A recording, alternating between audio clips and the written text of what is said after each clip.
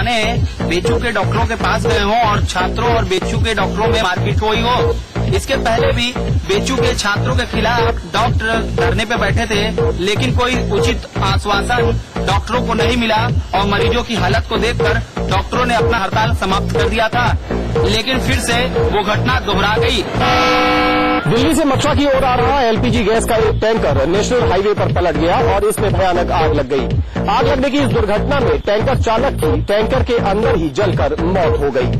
दिल्ली से मथुरा की ओर आ रहा एलपीजी गैस से भरा हुआ एक टैंकर अचानक पलट गया और इसमें भीषण आग लग गई। ये आग इतनी भयानक थी कि इससे उठ रही लपटें आसमान में 30 से 40 फुट ऊपर तक जा रही थीं। इसकी भयानकता का अंदाजा इस बात से भी लगाया जा सकता है कि इसकी चपेट में आकर के एक अन्य ट्रक भी जल गया।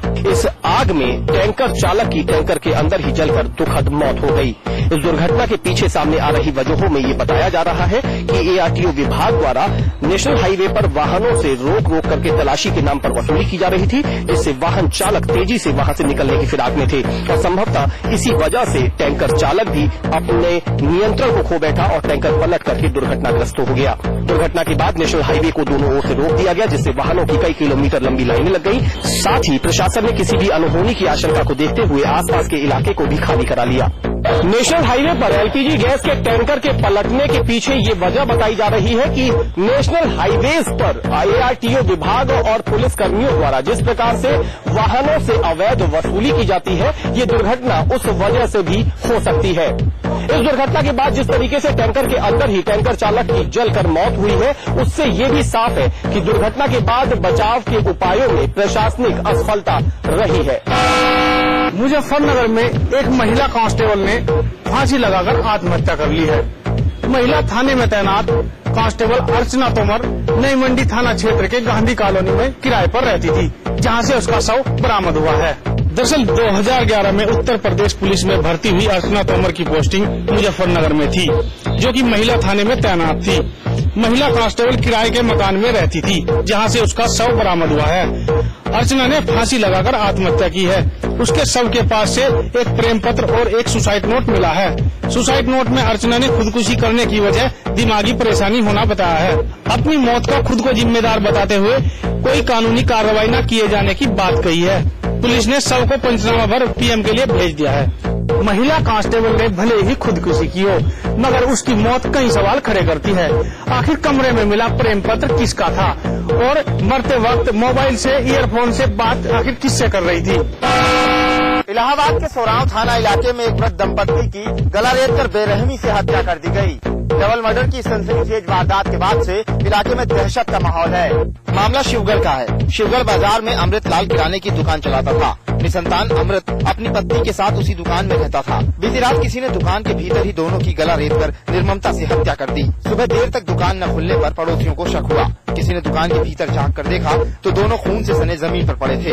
सूचना पाकर मौके पर पहुंची पुलिस ने दोनों शवों का पंचनामा कर लाश को पोस्टमार्टम के लिए भेज दिया है। हत्या के कारणों का भी पता नहीं चल पाया है। हालांकि पुलिस की शुरुआती जांच में यही सामने आ रहा है कि हत्या किसी जानने वाले ने ही की है। पुलिस का मानना है कि हत्या के पीछे संपत्ति का विवाद भी हो सकता है। अनिश्चितकालीन हड़ताल के चलते वन आरक्षी संघ व अन्य विभागों के फील्ड कर्मचारियों ने संगठित होकर कॉर्बेट नेशनल पार्क का बिजरानी जोन अनिश्चितकाल के लिए बंद कर दिया है। बरसात के बाद सैलानियों के लिए खोले गए कॉर्बेट नेशनल पार्क के बिजरानी जोन को खुले अभी 3 दिन ही हुए थे कि उस पर संकट के बादल मंडराने शुरू हो गए। उत्तराखंड में आई आपदा के बाद धीरे धीरे पटरी पर आ रहे पर्यटन पर कॉर्बेट पार्क का बिजरानी जोन बंद होने का नकारात्मक असर पड़ सकता है। 15 अक्टूबर को कॉर्बेट नेशनल पार्क का बिजरानी जोन खुलते ही भ्रमण के लिए सैलानी उमड़ पड़े, जिससे पर्यटन व्यवसायियों के चेहरे पर भी रौनक लौट आई। बावजूद इसके वन आरक्षी संघ अपनी 26 सूत्रीय मांग सरकार द्वारा न माने जाने को लेकर कॉर्बेट नेशनल पार्क का बिजरानी जोन अनिश्चितकाल के लिए बंद कर दिया है। बिजरानी गेट बंद होने से दोपहर की पाली में जंगल भ्रमण के लिए आए सैलानियों को पार्क के अंदर जाने नहीं दिया गया, जिसके चलते सैलानी आक्रोशित हो गए। पार्क के अधिकारियों और सैलानियों के बीच नोकझोंक भी हुई। अंततः सैलानियों को बिना सफारी किए वापस लौटना पड़ा, परंतु वन आरक्षी संघ अपनी मांगों पर अड़ा रहा। यदि वन आरक्षियों की मांगों को जल्दी नहीं माना गया तो बिजरानी जोन बंद होने से पर्यटन पर भी इसका असर देखने को मिलेगा। चतुर्थ केदार भगवान रुद्रनाथ के कपाट विधि विधान के साथ श्रद्धालुओं के लिए शीतकाल के लिए बंद कर दिए गए हैं। भगवान रुद्रनाथ की चल बिगड़ डोली अपने शीतकालीन गद्दी स्थल गोपीनाथ पहुंची, जहां पे श्रद्धालुओं ने भगवान रुद्रनाथ की चल बिगड़ डोली का भव्य स्वागत किया। भगवान रुद्रनाथ पंच केदारों में से एक केदार है, जहां पर भगवान शिव के मुखार बिंदु की पूजा की जाती है। गोपेश्वर से 20 किलोमीटर दूरी पर स्थित है। भगवान रुद्रनाथ में 6 माह तक पूजा अर्चना के बाद बृहस्पतिवार को भगवान रुद्रनाथ की चल बिगड़ डोली अपने शीतकालीन गद्दी स्थली गोपीनाथ में पहुंची, जहां पर हजारों की संख्या में शिव भक्तों ने भगवान का पुष्प वर्षा से स्वागत किया। और अब के बाद 6 माह तक भगवान रुद्रनाथ की नित्य पूजाएं गोपीनाथ मंदिर में ही होगी। भगवान रुद्रनाथ 6 माह तक अपनी शीतकालीन गद्दी स्थली गोपीनाथ में विराजमान रहते हैं। रुद्रनाथ में होने वाली नित्य पूजाएं अब 6 माह तक गोपीनाथ में होती हैं और दूर दूर से आने वाले श्रद्धालुओं के लिए भगवान रुद्रनाथ के दर्शन अब उनकी शीतकालीन गद्दी स्थली गोपीनाथ मंदिर में ही 6 माह तक होते हैं। बरेली में स्कूल जाते वक्त छात्रा को सरेरा 4 लड़कों ने अगवा कर लिया और उसे एक गोदाम में बंधक बना लिया। बरेली के किला थाना में हंगामा करके लोग उन लड़कों की गिरफ्तारी की मांग कर रहे हैं, जिन्होंने सरेरा छात्रा को अगवा करने की सनसनीखेज वारदात को अंजाम दिया है। दरअसल 11वीं की छात्रा रोजाना की तरह आज भी अपने स्कूल जाने के लिए घर से निकली थी कि तभी रास्ते में पहले से ही ताक लगाए बैठे 4 लड़कों ने छात्रा को अगवा कर लिया और पंजाबपुरा इलाके में स्थित एक गोदाम में उसे बंधक बना लिया। लड़की की चीख पुकार सुनकर लोगों ने पुलिस को फोन किया और लड़की को बाहर निकाला। छात्रा के अगवा होने की खबर लगते ही जिले के तमाम आला अधिकारी मौके पर पहुंचे और तत्काल कार्रवाई करते हुए मुख्य आरोपी को गिरफ्तार कर लिया, लेकिन अभी भी 3 आरोपी पुलिस की सिकंजे से दूर है। अब देखना ये है कि पुलिस क्या उन्हें गिरफ्तार कर पाती है। भारत और ऑस्ट्रेलिया के बीच क्रिकेट संबंधों की फांस बन चुका मंकी गेट प्रकरण एक बार फिर से सुर्खियों में है।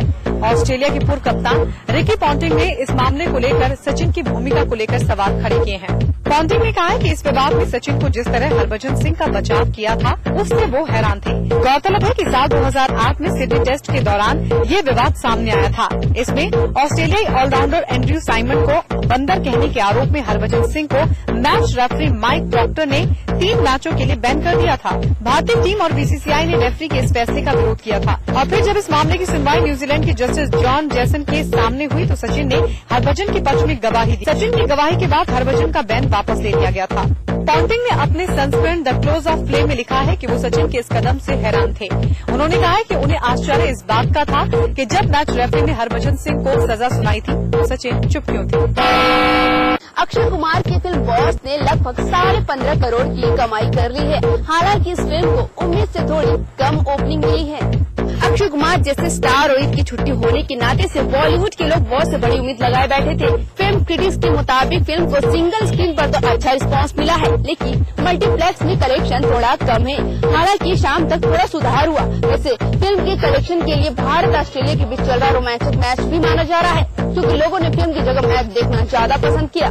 इसलिए फिल्म बॉस ने पहले दिन 15.5 करोड़ की कमाई की। फिल्म बॉस के लिए ये वीकेंड बेहद अहम माना जा रहा है। फिल्म का असली इम्तिहान शुक्रवार, शनिवार और रविवार को होगा। इसके बाद बॉस का असली फैसला होगा।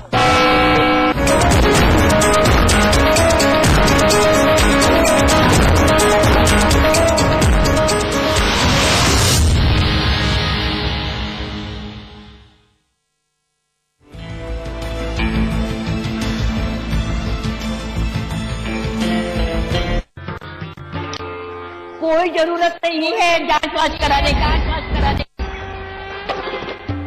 2 महीने भी नहीं हुए घर, तू और तेरा बाप दोनों बिना जांच के हुए थे। उसके बाप और उनके पर दादी, फिर ये कैसे पता चलेगा कि माँ और बच्चा दोनों ठीक हैं? चांस क्यों लेना? क्या चांस? वो देखो परसों से सुनती आती हूँ, इसे ठीक करूंगी। कभी सिर पे गिर गया तो आज तक कुछ नहीं। कोई जांच कराने की जरूरत नहीं, कुछ नहीं होगा।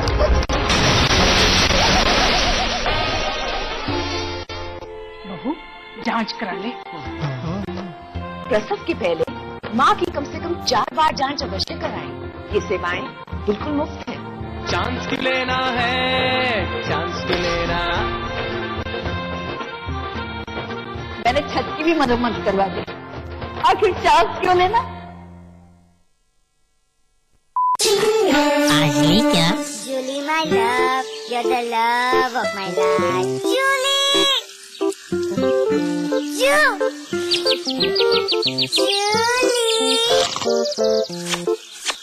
उंगली खुजली ने प्लान बनाया क्विकली और पाइप दबाया क्वाइटली।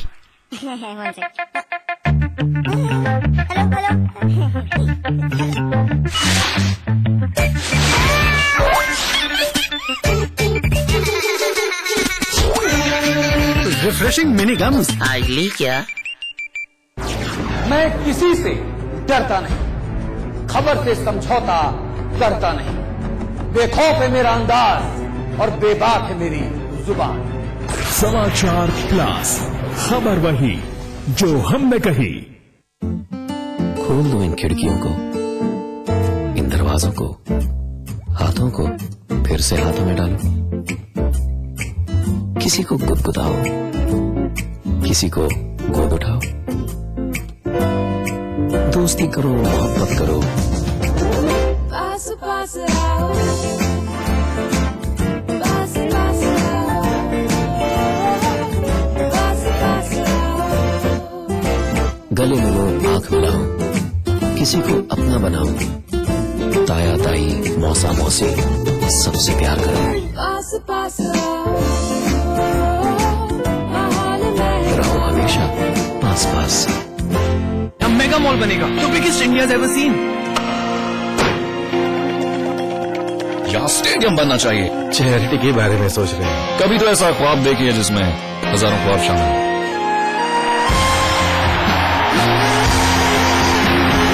जब दूसरों के ख्वाब पूरे करोगे तो अपना कल बनते देखोगे। मुंह में रजनीगंधा, दिल में है दुनिया।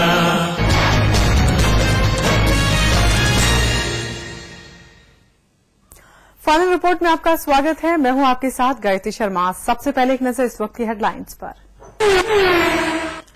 विश्व हिंदू परिषद के संकल्प दिवस को लेकर प्रशासन मुस्तैद। फैजाबाद की सीमाएं सील। प्रमुख सचिव गृह और डीजीपी ने किया दौरा। प्रदेश भर में 337 लोग गिरफ्तार, 42 नजरबंद। कानपुर में नरेंद्र मोदी की रैली के खिलाफ इलाहाबाद हाईकोर्ट में किसान ने दाखिल की याचिका। फसल की बर्बादी का हवाला देकर रैली रोकने की मांग। उत्तराखंड के लोकायुक्त बिल को राष्ट्रपति ने दी मंजूरी। मुख्यमंत्री भी होंगे लोकायुक्त के दायरे में। पूर्व मुख्यमंत्री बीसी खंडूड़ी के शासनकाल में भेजा गया था बिल। मुलायम सिंह यादव की जीजा के बाद अब शिवपाल यादव की साले ने दिखाई दबंगई। लेखाधिकारी देवेंद्र सिंह को रिवॉल्वर तानकर जान से मारने की दी धमकी। हाथरस से सपा सांसद सारिका बघेल के पति देवेंद्र बघेल ने आगरा में दिखाई दबंगई। पहले तो तोड़ा कानून, फिर पुलिस वालों को धमकाया। मुजफ्फरनगर दंगा मामले में 14 दिन की न्यायिक हिरासत में भेजे गए बीजेपी विधायक भारतेंदु सिंह। विधायक पर पंचायत में भड़काऊ भाषण देने और धारा 144 के उल्लंघन का आरोप।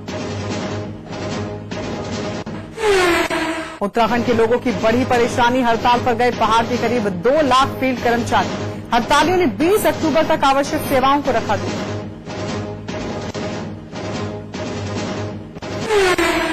लालबत्ती छीनते ही खेल प्रणव चैंपियन के तेवर पड़े ढीले। सीएम बहुगुणा के दरबार में हाजिर होकर मांगी माफी। सीएम ने कहा पार्टी के लिए अच्छा काम कर रहे हैं प्रणव। 12 दिनों से फरार चल रहे नारायण साईं के खिलाफ गिरफ्तारी वारंट जारी। 4 राज्यों में चल रही है तलाश। गुजरात हाईकोर्ट में चली अग्रिम जमानत याचिका पर सुनवाई। आसाराम की बेटी और पत्नी की मिली अग्रिम जमानत। और उन्नाव में शुक्रवार से शुरू होगी सोने की खुदाई। साधु शोभन सरकार के सपने के आधार पर खजाने की तलाश करेगी एसआई की टीम।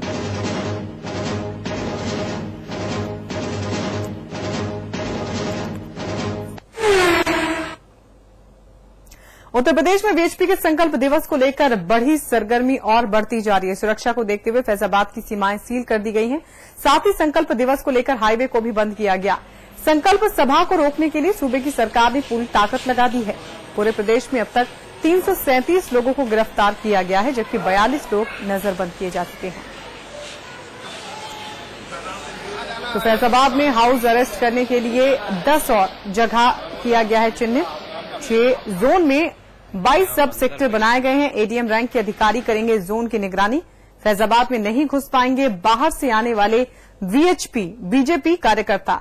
भीड़ जुटाने के लिए वीएचपी बांट रही है पर्चे। आईजी जोन सुभाष चंद ने संभाली है कमान। अयोध्या कासेवकपुरम राम सेवकपुरम की सुरक्षा का जायजा लिया गया है। अयोध्या की सीमाओं पर बढ़ाई गई है सुरक्षा व्यवस्था।